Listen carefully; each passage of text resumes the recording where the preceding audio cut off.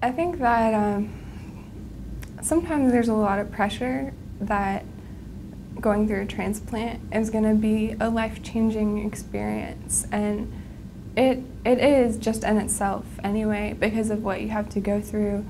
But you know, I think sometimes there's pressure that you have to be a hero or that you have to be able to write a book about it at the end, and that's not true. You know, I think that anybody who just goes through this is automatically a hero, and that all the people who take care of them are heroes. And I think I learned that I really am an incurable optimist, and that no matter what's happened, I'm really still me, and I really haven't changed that much, except that I'm more myself, and I'm really proud of that.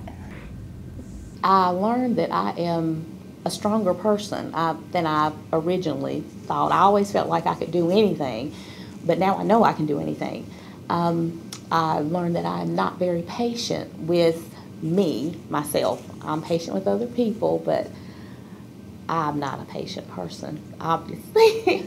And I like to be in control. I learned that. But I did learn that I'm stronger than what I thought and that I can do anything. The transplant is part of the overall picture to me.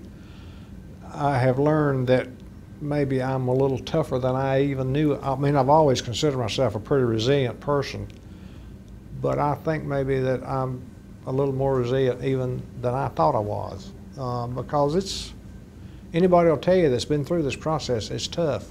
And I came out of it with a very good attitude, I think.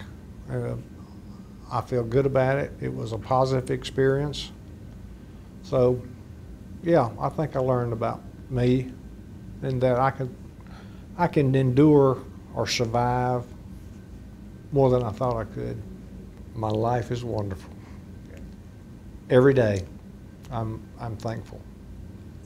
You know, going through this transplant definitely taught me a lot about myself. One of the main things being that you don't have to be a type A personality. You can learn and you can choose to be patient. And I learned that I had a lot more patience than I ever thought I had.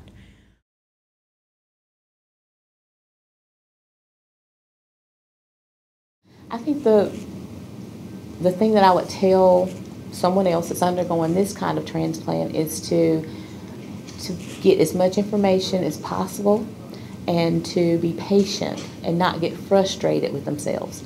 That to realize that they're going to be a different person and just to not get upset with things that happen.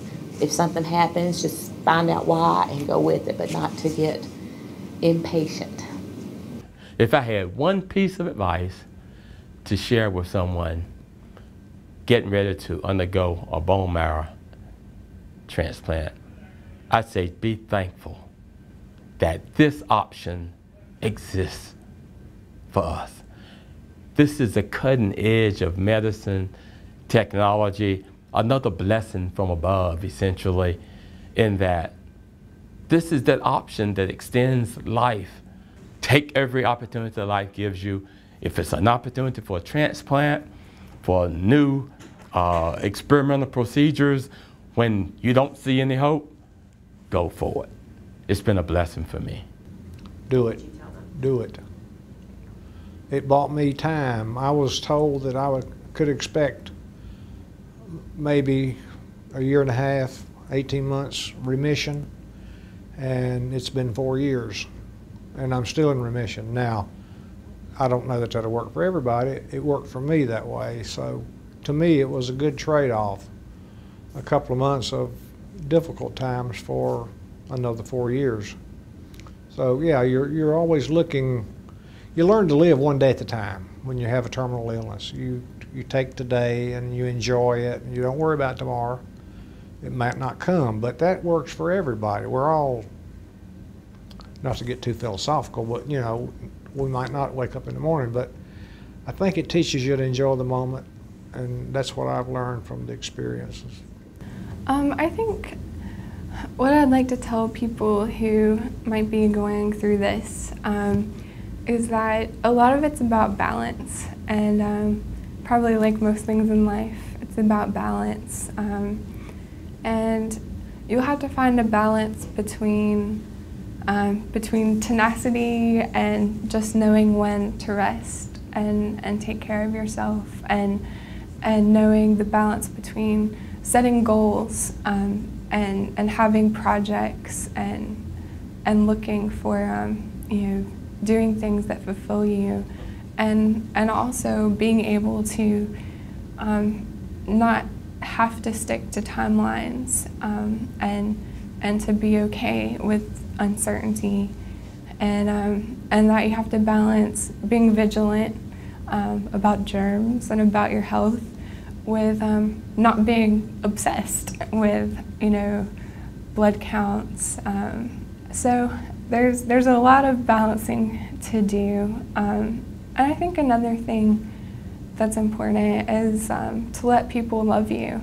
That that's what I've learned definitely, is that my family are my friends, and my friends are my family, and people have just poured love out on me, and people I don't know, and to not ever take that for granted, and to really to live in that, because that's what's gonna keep you going when you don't have much to keep yourself going.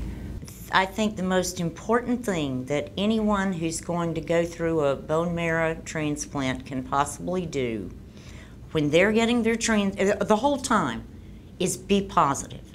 Be positive. And when you're in the hospital, you're going through that transplant, get up, get dressed, get out of bed. If you have a treadmill, treadmill.